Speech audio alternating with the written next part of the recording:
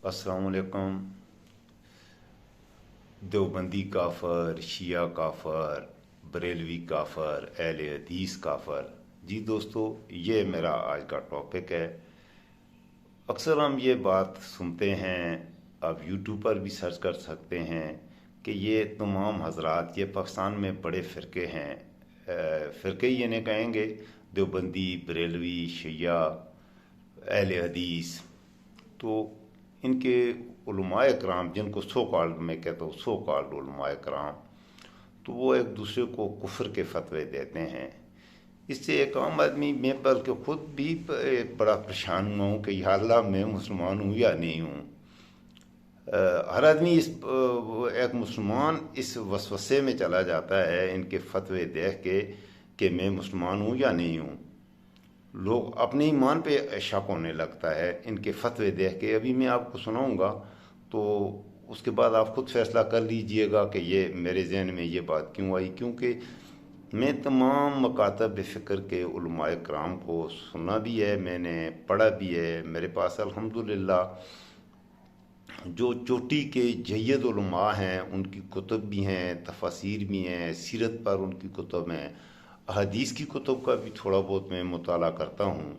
तो ये पाकिस्तान के मौलवी शायद मेरी अकल से ऊपर के हैं, या आप इस बारे में मेरी रहनुमाई फरमा दें। अभी मैं जो बात करने लगा हूँ, ये टॉपिक इतना सेंसिटिव है कि मैं इन मौज़ूआत पर इतना बोलता इसलिए नहीं हूँ कि इससे एक तबके वाले लोग कहेंगे कि इस ये हमायत में बोल रहा है, मुझे भी काफिर करार दे देंगे। मैं अपने बारे में पहले ये अर्ज करता चलूँ, वीडियो में आगे चलने से पहले। ये वीडियो ज़रा लंबी होगी, प्लीज़ आखिर तक देखिएगा। इस वीडियो में बड़ी ख़ास चीज़ें कुछ मैंने आपसे कहनी है।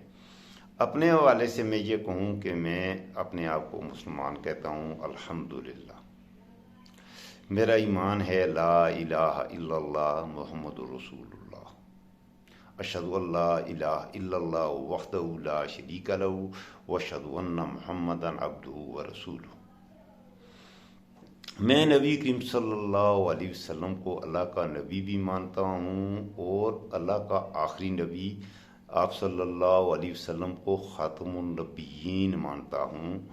और मेरा ये अकीदा है कि अगर कोई आदमी ये अकीदा रखे कि नबी करीम सल्लल्लाहु अलैहि वसल्लम के बाद भी कोई नबी आएगा या आ सकता है, तो वो मुतलकन वो काफिर होगा, वो मुसलमान नहीं रहेगा। क्योंकि नबी सल्लल्लाहु अलैहि वसल्लम के बाद नबूवत का दावा करने वाला कोई भी शख्स मलहून हो सकता है, झूठा लानती हो सकता है, मुसलमान नहीं हो सकता।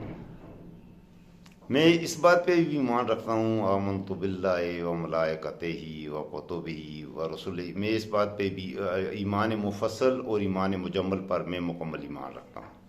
मैं ईमान रखता हूँ आमनतु बिल्लाहि व मलाइकतिही, मैं अल्लाह के मलाइका पर ईमान रखता हूँ। व रुसुलिही, मैं अल्लाह के रसूलों पर। व कुतुबिही, मैं अल्लाह की किताबों पर ईमान रखता हूँ। अच्छी बुरी तकदीर पर ईमान रखता हूँ और मरने के बाद जी उठने पर भी ईमान रखता हूँ। तो ये अनासर खमसा कह लें आप इनको, इन पर भी ईमान लाना मेरे ख्याल में ज़रूरी है। कि अगर आप इन चीज़ों पर, आपका अकीदा अगर ये है कि मरने के बाद हमने दोबारा ज़िंदा नहीं होना, तो भी आप मुसलमान नहीं रहेंगे। हमें मरना है, मरने के बाद अपने असाब देना है और साहब के बाद अल्लाह ताला हमें दोबारा ज़िंदगी बख्शेंगे। ये है मेरा ईमान। और मैं कहता हूँ अल्हम्दुलिल्लाह, आई एम अ प्राउड मुस्लिम। मैं एक मुसलमान हूँ अल्हम्दुलिल्लाह। मैं नमाज पढ़ता हूँ अल्हम्दुलिल्लाह। रमज़ानुल मुबारक के मैं रोज़े भी रखता हूँ। मतलब ये है कि बल्कि सबसे बड़ी पहचान नमाज है कि मैं नमाज पंजगाना और बाकी भी फ़राइज़ हैं जो उनको ज़कात पर मेरा ईमान है, उसी तरह से हज करने पर मेरा ईमान है। तो बहरहाल ये हमारे बुनियादी अकायद हैं। इन पे मैं अब लंबी अपनी वो तारीफ़ें बयान करने के बजाय मैं अपने मौजू पे आता हूँ। तो उलमाए कराम की मैंने तकारीर में सुनता रहता हूँ, तो ये आपको मैं भी कुछ सुनाता हूँ कि ये अपने बारे में यहाँ पर मैंने कर्ज किया देवबंदी काफ़र, शिया काफ़र, बरेलवी काफ़र, देवबंदी काफ़र। ये मैं इसलिए कह रहा हूँ कि मैंने बहुत से शिया हज़रात को ये कहते सुना कि देवबंदी काफ़र हैं या अहले हदीस वाले काफ़र हैं। बहुत से बरेलवियों को कहते सुना کہ دیوبندی کافر ہیں، بہت سے دیوبندیوں کو کہتے سنا، اب بہت سے ہیں، میں سب کی ایک ایک کا نام آپ خود یوٹیوب پر سرچ کر سکتے ہیں کہ کس کس نے کس کو کافر کہا، اور آج کے زمانے میں موجود ہیں، زندہ ہیں، آپ ان کی تقاریر سنیے۔ میں ایک کا نام نہیں لینا چاہتا کہ میں نام لوں گا اگر تو بہت سے نام اس میں آ جائیں گے، تو وہ ایک دوسرے کو کافر، بلکہ یہاں تک کہ ہمارے واش رومز میں نے پیچھے بھی عرض کیا تھا کہ میں اسلام آباد ایئرپورٹ پہ گیا تو وہاں پر لکھا ہوا ہے شیعہ کافر، خمینی کافر، ایئرپورٹ کی ٹوائلٹ میں لکھا ہوا ہے۔ اللہ اکبر! آیا یہ ایئرپورٹ کے ٹوائلٹ اس کام کے لیے ہیں کہ وہاں پر جا کے کسی کو کافر کرنا ہے یا مسلمان کرنا ہے؟ اسلام تو ہمیں یہ کہتا ہے کہ ہم کافر کو مسلمان بنائیں، نہ کہ مسلمانوں کو کافر بنائیں۔ پاکستان کے بارے میں جو پاکستان کی ڈیموگرافیز ہیں، پاکستان کے اسٹیٹسٹکس میں آپ کو بتاتا ہوں کہ اس ملک میں 97.3% جو اسٹیٹسٹک میرے پاس ہیں مسلمز ہیں، اور باقی 2.7% نان مسلمز ہیں۔ نان مسلمز میں پاکستان میں سب سے بڑی جو اقلیت ہے وہ ہندو کمیونٹی ہے، وہ تقریباً 36-37 لاکھ ہیں، جو لاسٹ ہمارا کنسنسس ہوا تھا، تو وہ ہوا تھا سینسس ہوا، اس میں مردم شماری ہوئی تھی، تو 37 لاکھ ہندوز ہیں، 33 to 34 لاکھ کرسچنز ہیں، اور 3-4-5 لاکھ یہ قادیانی ہیں، یا قادیانی اپنے آپ کو گو کہ مسلمان کہتے ہیں، لیکن وہ کیونکہ ختم نبوت پہ ایمان نہیں رکھتے تو ظاہر ہے ختم نبوت پہ ایمان نہ رکھنے والا مسلمان نہیں ہے، ہم انہیں مسلمانوں میں نہیں گنتے، میں تو کم از کم نہیں گنتا، میں قادیانیوں کو مسلمانوں میں شمار نہیں کرتا۔ وہ نواز شریف تھا، وہ کہتا تھا ہمارے بھائی ہیں، وہ نواز شریف ان کو مسلمان گنتا ہے، لیکن میرے خیال میں قادیانیوں کو مسلمان نہیں کہنا جا سکتا، انہیں آپ اقلیتوں میں رکھیں گے، نان مسلم ہے وہ۔ تو بہرحال عرض کرنے کا مقصد یہ ہے کہ 3% آپ کر لیں، چلیں زیادہ کر لیں، ہو سکتا ہے اسٹیٹسٹکس میں کوئی خرابی ہو، 97% میرا یہ ہے کہ مسلمان ہیں۔ اب یہ الٹا ہو رہا ہے، اگر دیوبندی کافر، بریلوی کافر، شیعہ کافر، اہل حدیث کافر ہیں، تو اس کا مطلب ہوا پھر پاکستان میں جو ہندو، کرسچنز، پارسی 3% ہیں وہ مسلمان ہیں۔ یہ میں اپنی بات نہیں کہہ رہا، ابھی میں آپ کو ثبوت بتاؤں گا، یہ میں مولویوں کی باتیں کر رہا ہوں، جن کو آپ سو کالڈ علماء کرام بھی بعض لوگ کہتے ہیں، ایسے آدمیوں کو کیسے آپ علماء کرام کہیں گے؟ یہ میں آگے بعد میں کروں گا، پہلے ذرا یہ سنیے، یہ تبلیغی جماعت پاکستان کی ایک بڑی جماعت ہے، اور بریلویوں کی جو سب سے اس وقت میرے خیال میں بڑی جماعت ہے پاکستان کی، ان کے جو بزرگ ہیں وہ دیکھیں ذرا، تبلیغوں کی جماعت کے ایک بزرگ طارق جمیل کے بارے میں کچھ فرما رہے ہیں، تو ذرا یہ آپ سنیے، میں آگے پھر بعد میں بات کروں گا۔ جہو جا بندہ الجنس و یمیل و الالجنس، جہو جا مبلغ یہو جی آگے تبلیغ، ساڑھے وڈے نے جی حرکتیں نہیں کی تھی، ساڑھے وڈے نو تو لوگ ویخ کے کلمے پڑے، ساڑھی گاؤں کہہ رہی تو بڑی طارق جمیل بڑی تقریر کرتا ہے، میں انہیں صرف تقریر کرنا، تقریر کیا کرتا ہے؟ وہ غاروں میں رویا ہو، یاروں میں رویا ہو، مزاروں میں رویا، یہ تقریر کرنا، یہ تقریر ہے؟ اور جو اس کی تقریر ہے میرے پاس ہے، میں اگر آپ کو سناؤں تو آپ مجھے بھی مار دیں، ایسے ایسے بکواس کرتا ہے، اس لیے کہ جب ادب چلا گیا تو پیچھے کیا رہ گیا؟ جی، یہ علماء کرام میں سے، میں ان کا نام نہیں لیتا، آپ نے آواز سے پہچان لیا ہوگا، یہ موصوف اب دنیا سے چلے گئے ہیں، یہ علماء اپنی جماعت کے، یہ بریلوی مسلک سے تعلق رکھتے ہیں، اور انہی جماعت کے مسلک سے تعلق رکھنے والے ہیں، بلکہ بڑے اکابرین میں شمار ہونے والے ڈاکٹر طاہر القادری صاحب ہیں، ان کے بارے میں تو یہ تمام عدیں ایک تقریر میں، وہ میں آپ کو وہ آپ سن سکتے ہیں، پھلانگ گئے تھے اور ان کو کہا یہ سور ہے، یہ خنزیر ہے، استغفر اللہ۔ طاہر القادری کا نام اس کا، وہ تو اپنے آپ کو علامہ طاہر القادری کہتے ہیں، ان کی جماعت کے لوگ بھی، تو انہوں نے اس موصوف نے کہا جی کہ یہ طاہر القادری ہے، استغفر اللہ۔ میں اب ان باتوں کے، یہ آپ نے سن لیا، یہ بریلوی مسلک سے تعلق رکھنے والے، بلکہ اس وقت بریلویوں کے میرے خیال میں پاکستان میں سب سے بڑی جماعت جو ہے اس کے یہ اکابر ہیں، اس کے یہ بزرگ ہیں، تو یہ اب دنیا میں نہیں رہے، میں ان کے بارے میں اور کوئی بات نہیں کرتا، لیکن انہوں نے طارق جمیل کے بارے میں اور تبلیغی جماعت کے حوالے میں ان کی سوچ جو ہے وہ یہ ہے کہ وہ مسلمان نہیں ہیں، بلکہ ان کے پیچھے نماز جائز نہیں ہے۔ تو اور بھی بہت سی باتیں ہیں، آپ خود سرچ کیجئے، میں اب وہ کھل کے یہاں پہ کیونکہ ٹائم بھی زیادہ لگ جائے گا تو ویڈیو بہت لمبی ہو جاتی ہے۔ یہ ان کی سوچ ہے۔ اب میں آپ کو سناتا ہوں ایک اور بات، یہ بھی ذرا سنیے۔ یہ اس وقت نوجوان ہمارے دوست ہیں اور بڑی اچھی ریسرچ کرتے ہیں، ان کی بھی آواز سے آپ پہچان جائیں گے یہ کون ہے اور کیا کہہ رہے ہیں۔ یہ ذرا سنیے۔ ان کے کفر میں شک کرنے والا بھی کافر، یعنی سارا فرقہ ہی کافر۔ اور پھر حسام الارمین میں تو انہوں نے کلیئر کٹ لکھا علماء دیوبند کو مخاطب کر کے سب یہ مرتد ہیں، ان کے کفر میں شک کرنے والا بھی کافر، یعنی جی یہ اہل بریلوی کے جو سب سے بڑے اسکالر ہیں ان کے حوالے میں باقاعدہ کتاب کا حوالہ ہے، لکھا ہوا ہے۔ تو جو ان کو جد امجد کہیں گے، ان کو احمد رضا شاہ بریلوی، انہوں نے اپنی کتاب میں لکھا ہے کہ دیوبندی کافر ہیں اور دیوبند والوں کے ایمان پر، ان کو کے کفر پر شک کرنے والا بھی کافر ہے۔ کیا لکھا کہ انہوں نے کہا جی کہ اہل دیوبندی میں سارے آ جاتے ہیں، ذرا سنیں، یعنی سارا فرقہ ہی کافر۔ اور پھر حسام الارمین میں تو انہوں نے کلیئر کٹ لکھا علماء دیوبند کو مخاطب کر کے سب یہ مرتد ہیں، ان کے کفر میں شک کرنے والا بھی کافر، یعنی سارا۔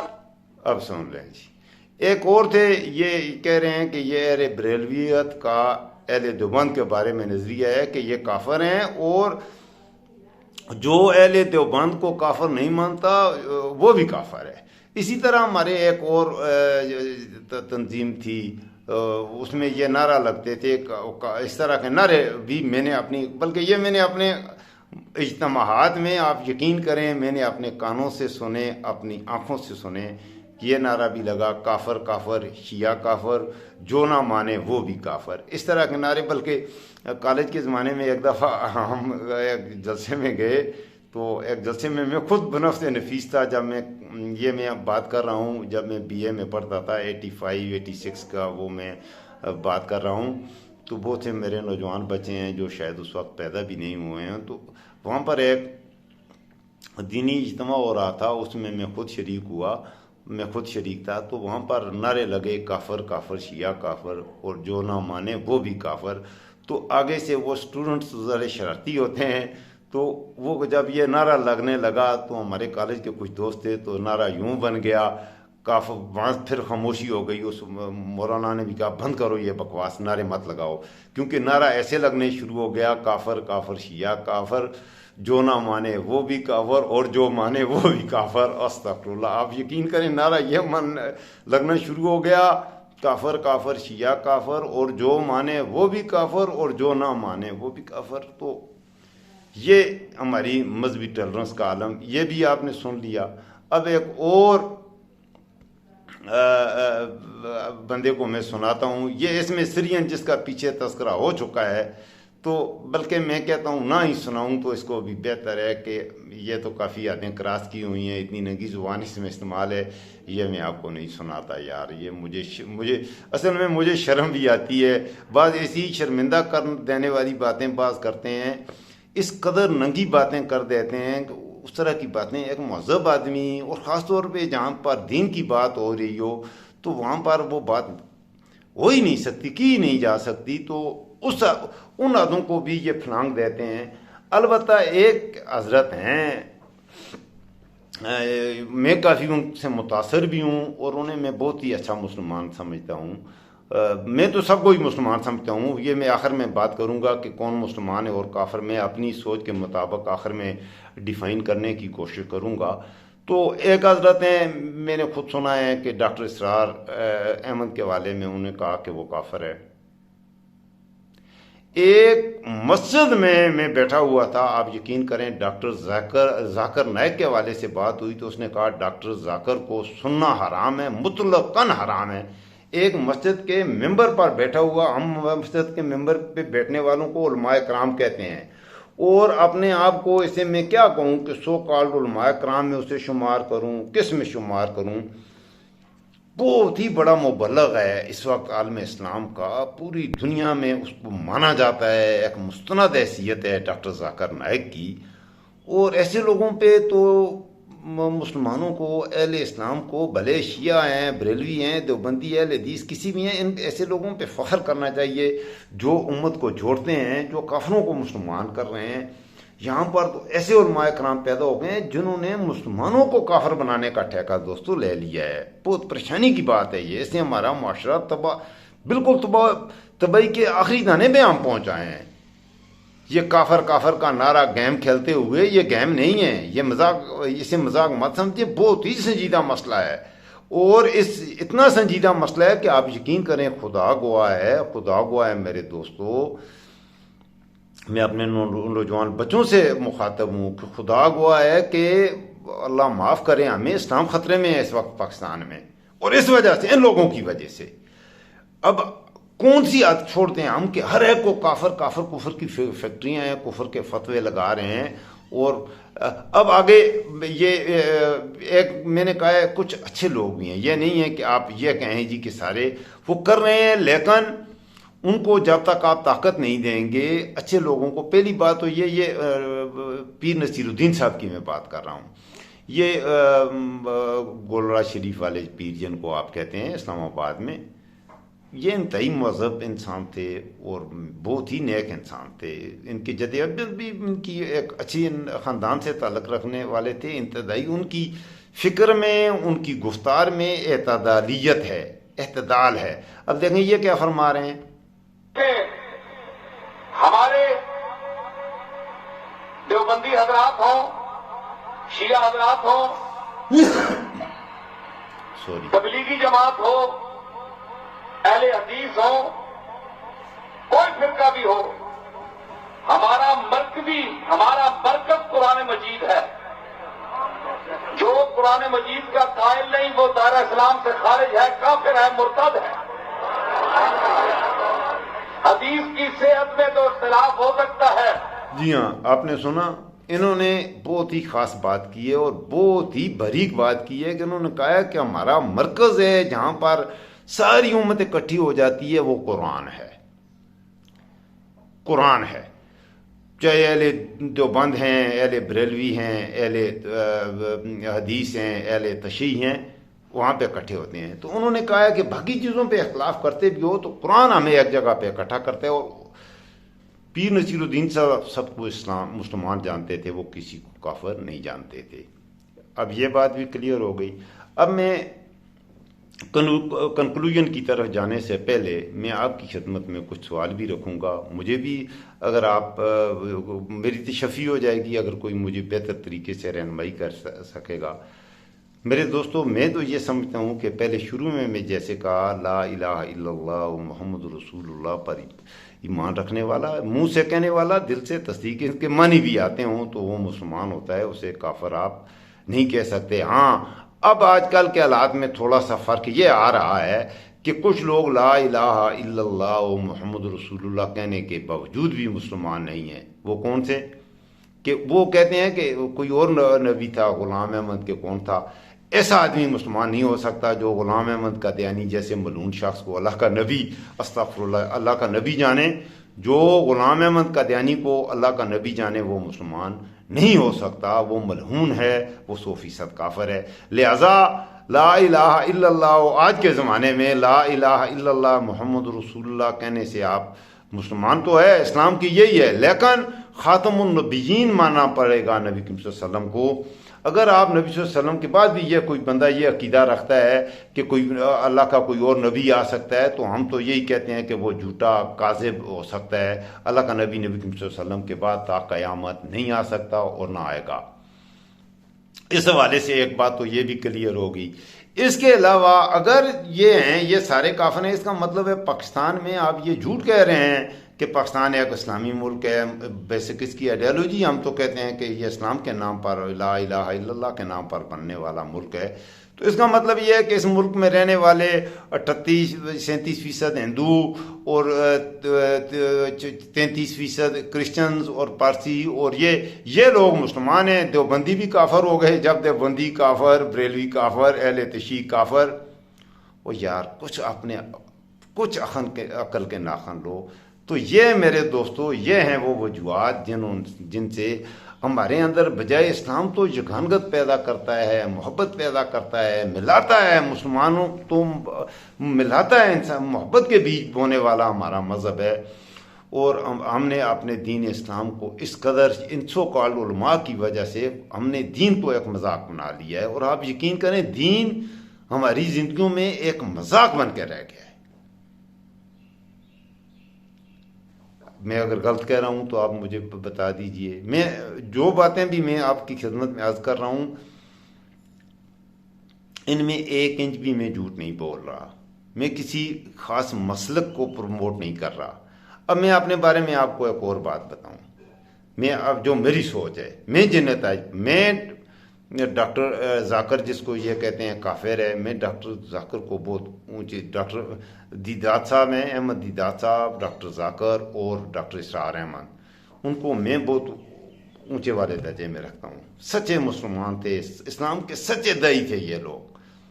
ان کے بارے میں جو آپ کو کہتے ہیں ان کو سننا حرام، ان کو کرنا، تو وہ آدمی آپ کو گمراہ کر رہا ہے، اس بات کو ذہن میں رکھیے۔ آپ سنیں، ہر ایک کو پڑھیں۔ میرے پاس یہ پیچھے میری بکس رکھی ہوئی ہیں، میں نے ابو الکلام آزاد کو بھی، میں ابو الکلام آزاد کو پڑھتا ہوں۔ ڈاکٹر اسرار کی ساری کتب میرے پاس، ان کی تفسیر بھی، بلکہ یہ نظر آ رہی ہے آپ کو، ابو العالم مودودی صاحب کی تفسیر ہے، یہ ڈاکٹر اسرار احمد صاحب کی تفسیر ہے، اور ساتھ ہی ابو اعلیٰ مولانا مودودی صاحب کی، یعنی ان کی تفاسیر کو بھی میں پڑھتا ہوں۔ ان کی تفاسیر مکمل میرے پاس رکھی ہوئی ہیں۔ اس کے علاوہ سیرت پر تو میرے پاس بہت زیادہ کتابیں ہیں، آپ یقین کریں میرے پاس تقریباً 20-25 سیرت پر ہیں کتابیں، جو بھی اعلیٰ درجے کی ہیں سب کو میں پڑھتا ہوں، اور ان سے میں وہ سیکھتا ہوں۔ اور خاص طور پہ سیرت ابو الکلام آزاد صاحب نے جو لکھی ہے، میں آپ کو کہنے کا مطلب یہ ہے کہ اگر یہ آپ نے ذہن میں رکھیں، شیعہ حضرات ہمارے جو اختلاف ہیں، آپ یہ کہہ سکتے ہیں کہ یہ فقہی نوعیت کے کچھ معاملات پر اختلاف ہیں، رفع دین کرنے سے یا نہ کرنے سے آپ اسلام سے نہ کوئی مسلمان ہوتا ہے نہ کوئی کافر ہوتا ہے۔ رفع دین کرنے سے یا رفع دین نہ کرنے سے کوئی عالم مجھے بتا دے، مجھے ثابت کر کے بتا دے کہ رفع دین کرنے سے کافر ہو جائے گا یا نہ کرنے سے مسلمان ہو جائے گا۔ نہیں، جو رفع دین کرتے ہیں بہت ہی اچھا کرتے ہیں، ان کے پاس انتہائی اعلیٰ قسم کی دلیلیں موجود ہیں، میں نے خود ریسرچ کی ہے۔ جو ہمارے مطلب عبداللہ بن مسعود ہیں، ابو ہریرہ ہیں رضی اللہ عنہ ہیں، مستند احادیث یہ کہتی ہیں کہ رفع دین کرنا ہے، تو رفع دین کرنے میں حرج کیا ہے؟ کریں، اور نہیں کرتے البتہ یہ ہے کہ اگر کسی نے نہیں کیا، تسبیحات میں کوئی فرق نہیں آنا چاہیے، تو اس سے وہ کافر نہیں ہو جائے گا۔ ہو سکتا ہے رفع دین کرنے سے زیادہ اجر ملے اور نہ کرنے سے آپ کو وہ ایک سنت سے آپ محروم رہ جائیں، یہ ہو سکتا ہے، لیکن فرائض کی ادائیگی کے ساتھ آپ کی نماز ادا ہوگی، تو یہ آپ نہیں کہہ سکتے کہ رفع دین کرنا یا نہ کرنا مسلمان ہونے یا کافر ہونے کی علامت ہے۔ ایسی میں کہنے کا مطلب یہ ہے کہ ان چیزوں کو حاضر و ناظر کا مسئلہ، غائب کا حاضر و ناظر کا مسئلہ، وہ یار تم کون ہوتے ہو نبی صلی اللہ علیہ وسلم کے مقام کا، یہ مولوی کون ہوتا ہے نبی کریم صلی اللہ علیہ وسلم کے مقام کا تعین کرنے والا؟ شب معراج میں کیا کچھ ہوا، جو چیزیں احادیث سے واضح ہو گئیں، شب معراج کے واقعات کلیئر ہیں، اور اس میں سائنسی تحقیقی دلیلوں کی ضرورت نہیں ہے۔ اللہ کے نبی نے کہہ دیا ہے جو بات، اس میں پھر اگر آپ مسلمان ہیں تو وہاں پر آپ کی اپنی تحقیقات کی یا آپ کے اپنے دلائل کی ضرورت نہیں ہے۔ اللہ نے اللہ کے نبی کے بارے میں کہہ دیا، اس کا مطلب ہے اس سے تم مطمئن نہیں ہو۔ اللہ نے نبی صلی اللہ علیہ وسلم کے مقام کا جو تعین کیا ہے، اس سے تم مسلمان ہو کے مطمئن نہیں ہو، اور تم کہتے ہو مسلمان ہو، اس سے بڑا میں تو یہ کہوں گا علماء ہونا تو دور کی بات ہے۔ وہ آدمی، اب میں کیا اس کے لیے لفظ استعمال کروں کہ نبی کریم صلی اللہ علیہ وسلم کے مقام کا کیا مقام ہے، شب معراج میں کہاں تک پہنچے، کیسے پہنچے، سفر کی پہلے آسمان، دوسرے آسمان، تیسرے آسمان کی تمام منازل اللہ تعالیٰ کے سامنے کس انداز، حدیث میں تقریباً کلیئر کٹ ساری چیزیں موجود ہیں۔ ان چیزوں پر آپ ایمان رکھیں، اور جن چیزوں کا تذکرہ نہیں ہے تو نبی صلی اللہ علیہ وسلم کے بارے میں جھوٹ بولنے کی کوئی ضرورت نہیں ہے۔ نبی صلی اللہ علیہ وسلم کا مقام میرے یا آپ کے کہنے سے اللہ کے نبی کا مقام، میں پوری زندگی نبی صلی اللہ علیہ وسلم کے استغفر اللہ نبی صلی اللہ علیہ وسلم کے خلاف اگر بولوں گا تو میرے خلاف بولنے سے میں خود جہنم میں جاؤں گا. نبی صلی اللہ علیہ وسلم کے مقام کو میرے جیسے ہمارے باپ بھی ان کو اس کو کم نہیں کر سکتے. نبی صلی اللہ علیہ وسلم کے مقام کو اللہ تعالیٰ نے یہ کہہ دیا ہے وَرَفَعْنَا لَكَ ذِكْرَكَ. اے نبی، میں نے، اللہ نے نبی صلی اللہ علیہ وسلم کو اللہ کہہ رہے ہیں کہ اے میرے پیارے نبی، اللہ کو بہت پیارے تھے، تو اللہ تعالیٰ نے، اللہ سبحانہ و تعالیٰ نے نبی صلی اللہ علیہ وسلم کو کہہ دیا ہے کہ اے میرے پیارے نبی، میں نے تیرے مقام کو بہت بلند کر دیا ہے. اب اللہ نے بلند کر دیا ہے، اور یہ دیوبندی بریلوی اور یہ اس کو مقام کم کرنا چاہیں تو کر سکیں گے. میں ویڈیو لمبی ہو جائے گی یہ تھوڑی، کیونکہ موضوع ہی ایسا ہے. تو میرے دوستوں، میں آپ سے یہ عرض کروں گا، میں اپنے بارے میں کہتا ہوں، اگر حضرت حسین رضی اللہ عنہ، حضرت علی رضی اللہ عنہ سے محبت کا نام شیعہ ہے تو خدا کی قسم مجھے شیعہ ہونے پہ فخر ہے. شیعہ ہو جاؤ. کیوں کہ علی رضی اللہ عنہ سے نبی صلی اللہ علیہ وسلم نے محبت کی ہے، اور نبی صلی اللہ علیہ وسلم نے بہت زیادہ محبت کی ہے علی رضی اللہ عنہ سے. اپنی پیاری لخت جگر ان کو دی ہے. اور باقی ایک یہی نہیں ہے، خیبر کے زندگی کے بے تحاشا واقعات ہیں. نبی صلی اللہ علیہ وسلم نے آپ نے کہ میں علم کا گھر ہوں، علی دروازہ ہے. علی رضی اللہ عنہ کے مشورے کے بغیر ابو بکر اور عمر فیصلے نہیں کرتے تھے. کوئی بھی مشکل پیش آتی تھی تو ابو بکر اور عمر رضی اللہ عنہ بھی، ان کو بھی علی رضی اللہ عنہ سے رابطہ کرنا پڑتا تھا، ان سے پوچھنا پڑتا تھا. تو اب علی رضی اللہ عنہ کی محبت اگر کوئی کرے اور آپ کہیں وہ کافر ہے، تو اس سے بڑی بات کیا ہے. اب ضد میں آ کے آگے اہل تشیع نے کچھ اور قلم تراشیاں، انہوں نے بھی غلطیاں کی ہوئی ہیں. یہ میں نہیں کہتا کہ میں ان کو ڈیفینڈ کر رہا ہوں. اہل تشیع کے کچھ علماء نے آگے سے، وہ علی رضی اللہ عنہ سے محبت کرنے پہ کسی کو اعتراض نہیں ہے. حسین رضی اللہ عنہ سے محبت کرنے پہ کس بدبخت کو اعتراض ہو سکتا تھا؟ یار وہ حسین، اللہ اکبر، کیا موقع! حسن اور حسین رضی اللہ عنہ کہ وہ عظمت کا اس سے بڑی کیا ہوگی کہ جنہوں نے نبی صلی اللہ علیہ وسلم کے کندھوں پہ جو بیٹھے، نبی صلی اللہ علیہ وسلم کے کندھوں پہ بیٹھے. نبی صلی اللہ علیہ وسلم نماز پڑھ رہے ہیں، اور نماز کے دوران آپ صلی اللہ علیہ وسلم کے آگے آ کے لیٹ گئے، آپ صلی اللہ علیہ وسلم کے اوپر چڑھ گئے، اور آپ صلی اللہ علیہ وسلم اس وقت تک سجدے سے نہیں اٹھے جب تک اوپر سے اتر نہیں گئے. جن کو نبی صلی اللہ علیہ وسلم نے جن سے اس انداز میں پیار کیا، جن سے اس انداز میں محبت کی، ان کو آپ کہیں جی کہ ان کو عزت دینے سے کافر ہو جاتا ہے. نہیں، ان سے محبت کریں. ہاں، دوسری بات، اگر آپ توحیدیت کی بات کرتے ہیں، اللہ کی موحدیت کی بات کرتے ہیں، موحد ہونا بے حد ضروری ہے، تو دیوبندیوں نے پہ ہمیں فخر ہے. دیوبندی بہت ہی اچھے لوگ ہیں. تبلیغی جماعت جن کی یہ موصوف بات کر رہے تھے شروع میں نے آپ کو سنایا، اس وقت امت مسلمہ میں ایک اعلیٰ ترین اگر کوئی جماعت ہے، میں خود جاتا ہوں، شب جمعہ پہ اکثر جاتا ہوں. بلکہ میں جمعہ کی نماز، جو ہمارے شہر کا تبلیغی مرکز ہے، مجھے ادھر جمعہ کی نماز پڑھنے میں مزہ آتا ہے. آپ یقین کریں، میں اکثر جمعہ کی نماز وہاں جا کے پڑھتا ہوں. حالانکہ مجھے کافی دور پڑتی ہے، میرے قریب بہت سی مساجد ہیں، بہت اچھی مساجد ہیں، مساجد ہوتی ہی اچھی ہیں، لیکن میں ترجیح دیتا ہوں کہ اگر میں شہر میں ہوں تو میں تبلیغی، کیونکہ وہاں پر بڑا اجتماع ہوتا ہے اور بڑا مزہ آتا ہے. اور رات کو شب جمعہ ہوتی ہے، وہاں پر علماء کرام کے بیانات ہوتے ہیں، آدمی بہت کچھ سیکھتا ہے اسلام کے بارے میں. تو اب آپ کہیں گے کہ یہ میں نے پہلے آپ کو سپیچ سنائی کہ وہ تبلیغ کے بارے میں وہ کیا کہہ رہا ہے، طارق جمیل کے بارے میں کیا کہہ رہا ہے. طارق جمیل ایک بہت ہی اچھے انسان ہیں، بہت ہی پائے کے اسکالر ہیں، اور ان کے دل میں ان کی گفتگو سے نظر آتا ہے کہ انتہائی درجے کے تقویدار ہیں اور قابل محبت شخصیت ہیں، انسپریشنل پرسنالٹی ہیں. ان سے متاثر ہوں، ان کو سنیں، ان سے سیکھیں، ان جیسا بننے کی کوشش کریں. میں تو کہتا ہوں انہیں اپنا آئیڈیل بنائیں. طارق جمیل ایسی شخصیت ہے، طارق جمیل ہے، ڈاکٹر ذاکر اس وقت زندہ لوگوں میں ہیں. یار یہ اس طرح کی شخصیات ہیں، ان کو آپ اپنا آئیڈیل بنائیں، ان کو اپنی جو کرکٹ ٹیم ہوتی ہے انہیں اپنا کیپٹن بنا لیں. آپ اچھے مسلمان رہیں گے، یقین کریں آپ فائدے میں رہیں گے.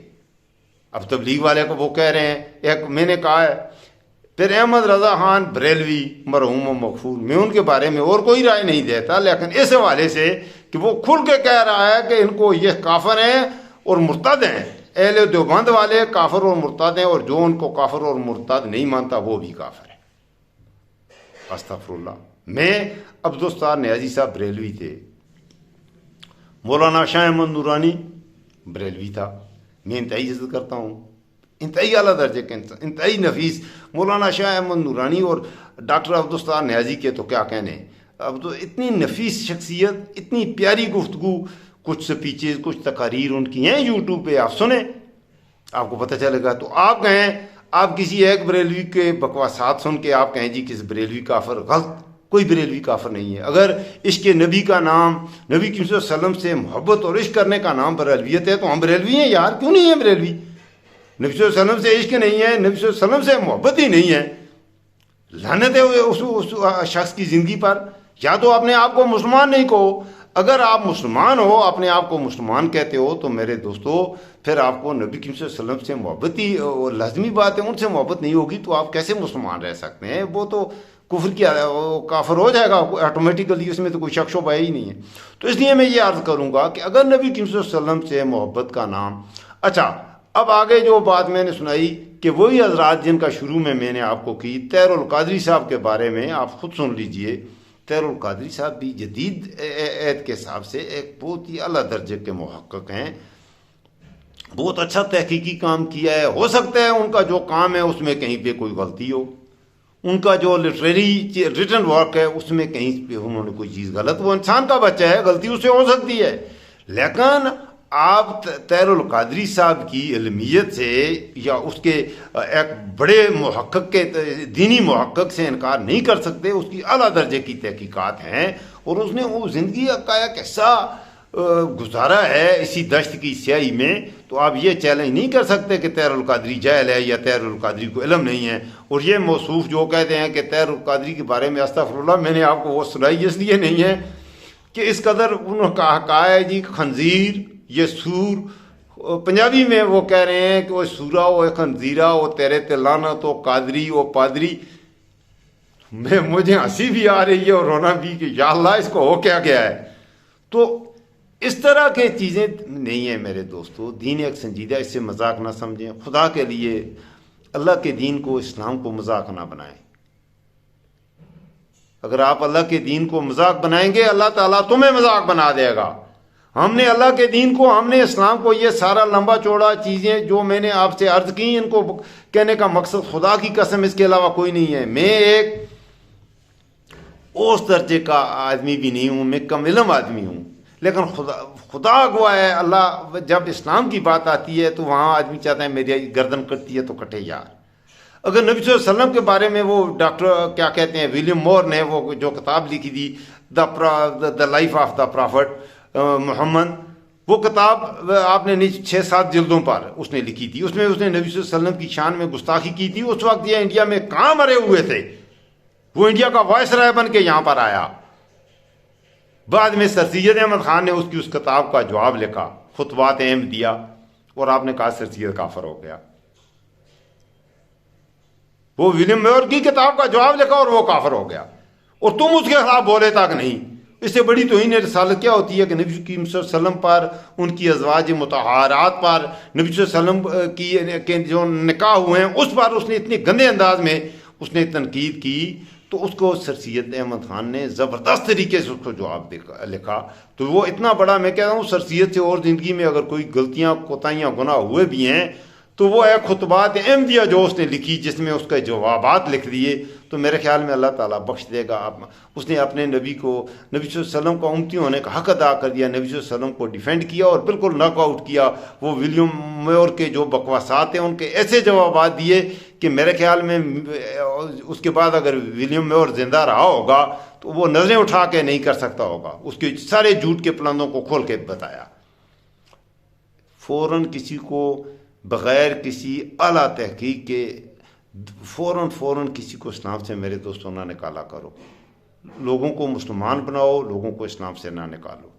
یہ میں آپ دوستوں سے، نوجوان ہیں، میں اپنے بچوں سے مخاطب ہوں، اپنے نوجوانوں سے، آپ کے ایک دوسرے سے ان موضوعات پر باعث مباحثے ہوتے ہیں، نوجوانوں کے ہوتے ہیں، بوڑھوں کے ہوتے ہیں، آپ کے گھر والے ہیں، تو کسی بھی چیز کے بارے میں جو دینی حوالے سے اگر کوئی بات ہوتی ہے تو آپ اس پہ اچھی کر کے ریسرچ کیا کریں، اچھے انداز میں پہلے اس بات کی مکمل تحقیق کر لیا کریں کہ یہ جس بندے کی میں بات کر رہا ہوں، جس حوالے سے میں بات کر رہا ہوں، یہ میں کیا بات کر رہا ہوں، یہ کون ہے، اس آدمی کی حیثیت کیا ہے، اس کی سند کیا ہے، کہاں سے، تو ان تمام چیزوں کو تحقیق کر لیا کریں۔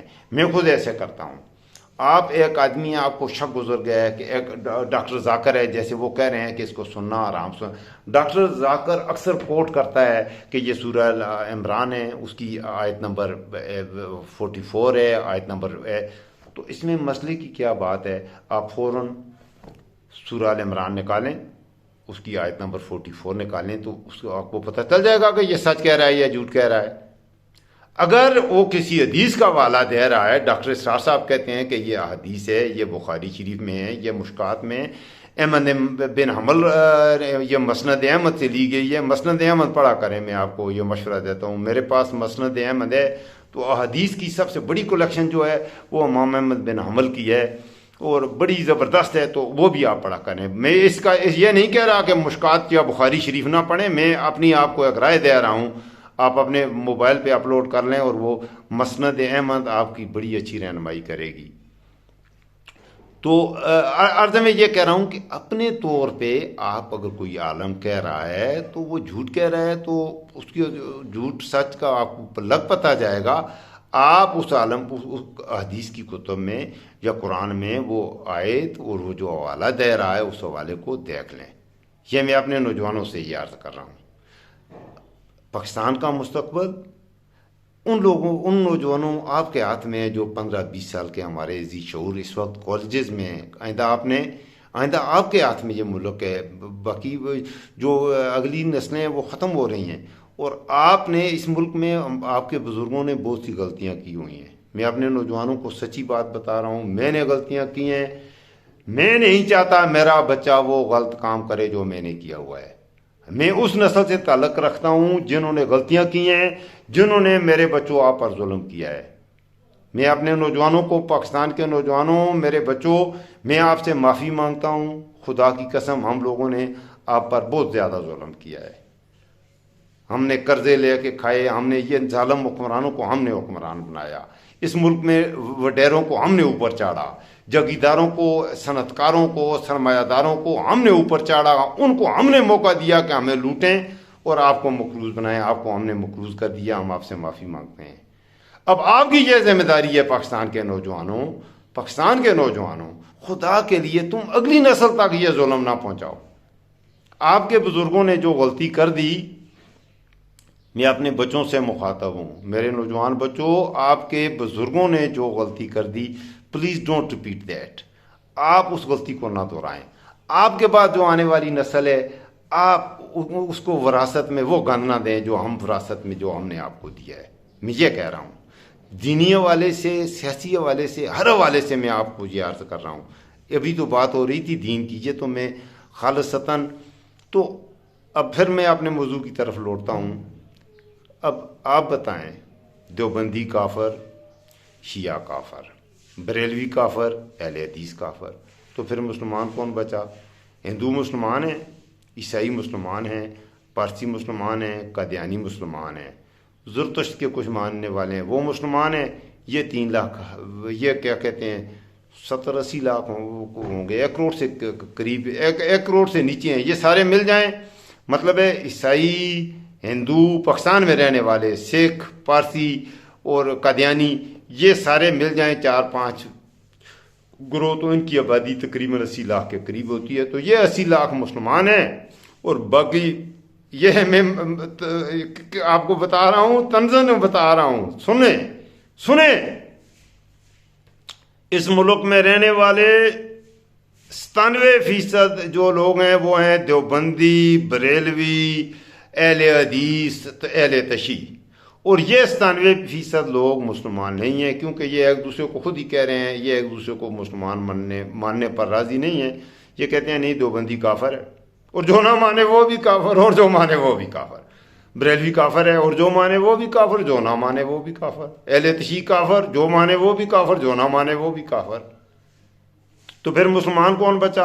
اس کا مطلب ہے اس ملک میں مسلمان ہیں، جو سکھ، ہندو اور عیسائی ہیں وہ مسلمان ہیں، باقی سارے اس ملک میں کافر رہتے ہیں۔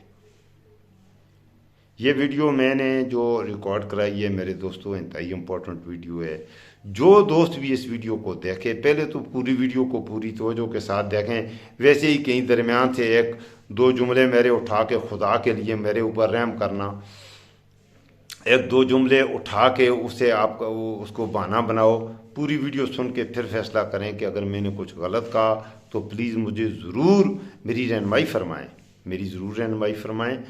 میں جو بھی ویڈیوز بناتا ہوں، یہ میں ویڈیو بنائی ہے، یہ میں نے 2-3 دن پہلے یہ سنی تھی، تو ان کے کافر کے بکواسات سن کے یہ ویڈیو میں نے اس لیے بنائی ہے کہ میں کلیئر کرنے کی کوشش کروں۔ گو کہ میں کوئی دینی اسکالر نہیں ہوں، لیکن میں اتنا گیا گزرا نہیں ہوں، الحمدللہ میں مسلمان ہوں، مجھے پتہ ہے اسلام ہے کیا۔